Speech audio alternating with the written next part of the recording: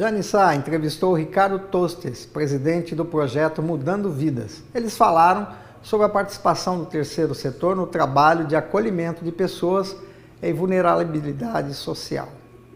Bem, hoje nós estamos aqui nos estúdios da TV Câmara com o Ricardo Tostes, ele que é o presidente do projeto Mudando Vidas. E hoje vai bater um papo conosco, explicar um pouquinho mais a respeito do terceiro setor. É isso, né, Ricardo? Muito obrigada por estar aqui com a gente hoje. Obrigado. Falarmos um pouquinho do terceiro setor, como é que funciona, Ricardo? Eu queria que você orientasse aí a nossa comunidade. Tá. Bom, o terceiro setor, ele cada um no seu nicho, né?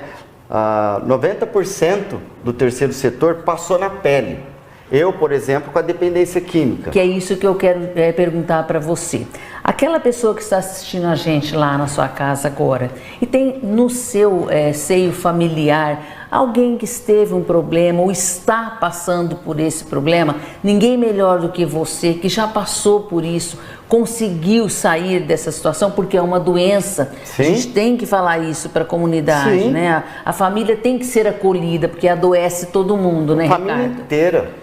Fala pra gente um pouquinho do seu relato. Tá, bom, eu já tive essa experiência, né? Muitas pessoas aqui de Ribeirão Preto me conhecem, né? Vivi isso, uso abusivo de álcool e drogas durante 25 anos. 25 anos no uso.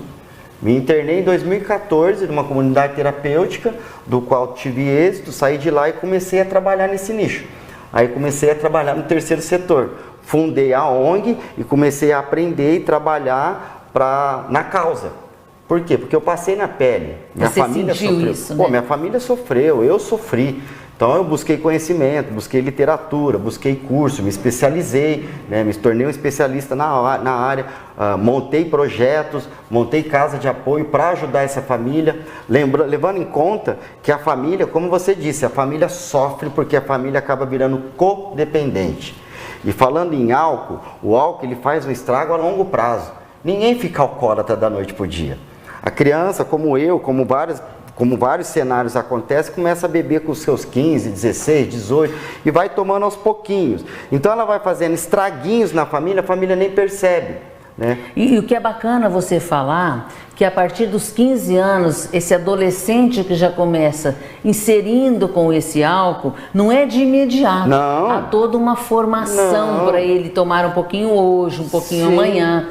E mais, hoje a gente pode ver, a gente estava comentando, as mulheres hoje são muito mais dependentes no alcoolismo do que os homens. Não existe algum fator genético que alguma literatura fala que, pelo menos no caso da droga, uma mulher potencializa mais a fissura e a vontade, né? Quer dizer, então a mulher ela tem essa fissura, sim, um pouquinho mais do que por conta da genética mais do que o homem. E tem que entrar um pouco na literatura, mas tem um pouco a ver com isso, sim. Lembrando que ficar limpo, né, ficar na abstinência total é uma coisa muito difícil. É óbvio que às vezes como o alcoolismo, você tem algumas recaídas, sim, né? Isso é normal, isso é uma coisa que... O que você quer esperar de um dependente de um alcoólatra?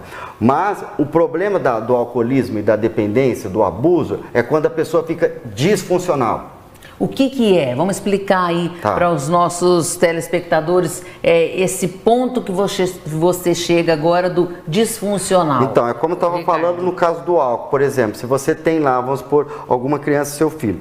Então, no processo de vida dele, na saidinha, na discoteca, aquela coisa, ela começa a ingerir, por vários fatores.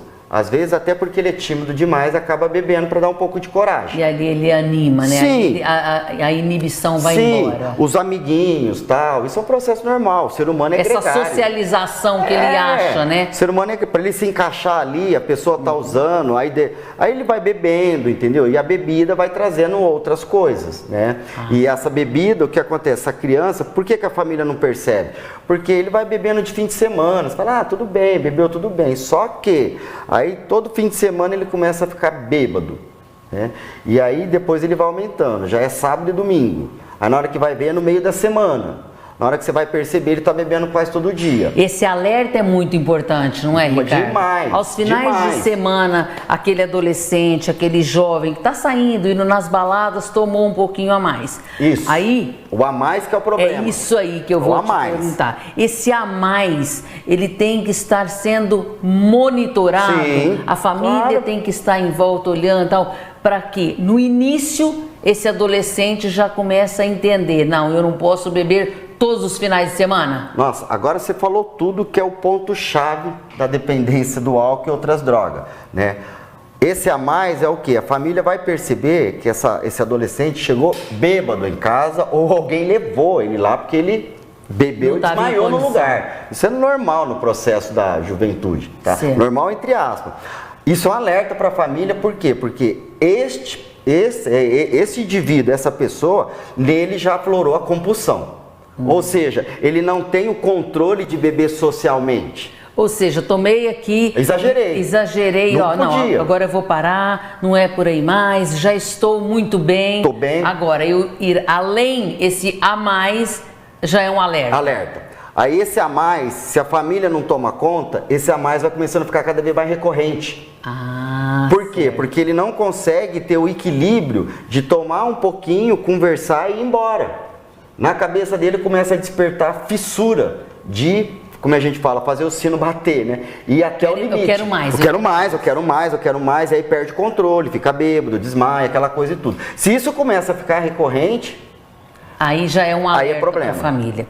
Esse serviço é essencial para quem não tem condições. Hoje nós estamos falando do projeto Mudando Vidas. Sim. Aquela pessoa que não tem condição de pagar aí um apoio, um profissional da área, como é que você pode auxiliar essa família? Tá, antes eu vou fazer um adendo, né? Eu sou fundador do projeto Mudando Vidas e há 10 anos eu venho trabalhando nesse nicho, dependência química e acolhimento. Certo. Há 3 anos, fevereiro de 2021, através das documentações que a gente vem aprendendo com o terceiro setor a se documentar, somente depois de você documentado, você consegue firmar parceria. E hoje você é legalizado. Sim, legalizado e compactuado com parceria com assistência social. Então a gente oferta um serviço. Essa troca é muito importante, né, Sim, Ricardo? Isso é bom lembrar para todas as OSCs, assim como eu, como você estava falando do cachorro, da mulher do câncer. Então ela acaba fazendo isso porque ela Ou seja, na minha família teve alguém que adoeceu, então eu já tenho esse olhar diferente. Sim. Na minha família eu tenho aquele cachorrinho que ficou doente e não tinha outras pessoas que tinham condição, então eu posso ter esse acolhimento. Sim. E a gente trazendo para você um ex-dependente químico que hoje acolhe essas famílias. Então, de que forma você acolhe, Ricardo? Então, sempre quando tem essa demanda, né? Meu telefone é 3, 4 ligações por dia de família que A demanda é muito grande? Nossa, Ricardo? demais, porque não se fala. Você vê, Ribeirão Preto não se fala muito em modus operantes para o combate ao uso de dependência e álcool e droga. Então, a família, quando ela chega a essa demanda, ela está no limite. O marido já está há muito tempo, o filho está há muito tempo e outro. Hoje o crack, né? O crack estourou. Né? A pessoa que começa a beber para pular para cocaína, para o crack é muito rápido. E normalmente essa família vai pedir ajuda quando a coisa realmente explodiu. E você comentando com a gente aqui antes de entrarmos no estúdio, Ricardo, você falou um ponto fundamental, que é quando a família tem vergonha de falar. Sim, é normal. Então, isso é muito normal. Claro. Mas a família tem que quebrar esse tabu. Tem que quebrar, ela tem que entender, como a gente estava falando, não é só o dependente de álcool e droga que está sofrendo. A família inteira está sofrendo. E sofre, viu? Mas chama codependência. Olha, tem serviços em Ribeirão Preto gratuitos. Tem o grupo de apoio Amor Exigente, que é focado para trabalhar a família, para ensinar a família a lidar com aquela situação, porque a família não sabe lidar com aquilo. Ela não sabe, o problema estourou na cara dela, ela não sabe o que fazer. Então tem esses grupos que ensinam a família, tem grupos de narcóticos anônimos que vai lá e ajuda os dependentes químicos, tem um grupo de AA, de alcoólatras anônimos, né, que vai lá e de uma certa toda uma rede envolvida. Essa rede de apoio, ela está funcionando, tem todos os bairros, tem esses pontos, são poucas as pessoas que têm, às vezes não vai por vergonha ou por alguma coisa, mas quem vai fica o anonimato. E é muito importante para o dependente de álcool e droga saber, entendeu? E aceitar que ele está com problema. É essa última pergunta que eu vou fazer, que nosso programa já está quase terminando aqui. Ricardo, o dependente precisa estar consciente de que ele precisa desse apoio e dessa ajuda. Não é só a família internar, não é só a família querer. Ele, por si só, também tem que querer. Eu falo com 100% de certeza. Essa família primeiro tem que buscar ajuda e apoio de alguém que tem especialidade nessa área. Tá? Segunda, regra número 1, só vai funcionar se a pessoa querer. Não adianta a família. Ela está sofrendo? Tá, mas ela tem que levantar a mão e falar, é a negação, a tal da negação. Ele tem que aceitar de alguma forma que ele está com problema, quando ele está disfuncional. Ele não dorme, ele só usa, ele não trabalha, perdeu tudo, entendeu? Então ele tem que aceitar. Se ele aceitar, aí a coisa fica fácil, porque aí existem várias formas na rede para trabalhar essa demanda, como comunidade terapêutica, como o CAPS, como esses grupos de mútua ajuda. Todos eles funcionam, levando em conta que o ser humano ele é subjetivo. Então não tem como jogar tudo numa panela e criar uma receita só. Tem que ser singular, sim. Eu abraço a causa, vou fazer uma década trabalhando nisso, meu telefone toca, está à disposição, meu serviço é gratuito, eu não cobro absolutamente nada. A única coisa que eu vou fazer é instruir essa família a buscar os apoios que já existe, não foi eu que E às vezes essa família não sabe, ela né? não sabe. Porque é uma novidade para ela esse assunto, esse momento que passa na família. E quebrar esse paradigma da vergonha, porque é um fato, é um problema, ou ela resolve, ou o problema vai se agravar cada vez mais. O telefone é o 16992507957. Você está também no Instagram e no Facebook. Com Mudando Vidas. Mudando Vidas. A gente pode acessar lá e pode a pessoa acessar. já pode te achar. Toda pessoa que estiver assistindo esse programa, que acessar minhas redes sociais, meu telefone, pode me ligar. A única coisa que eu vou fazer é orientar e, como eu te falei, o ser humano é singular. Ela vai tentar buscar a melhor forma possível e gratuito. Isso que é importante, é de graça.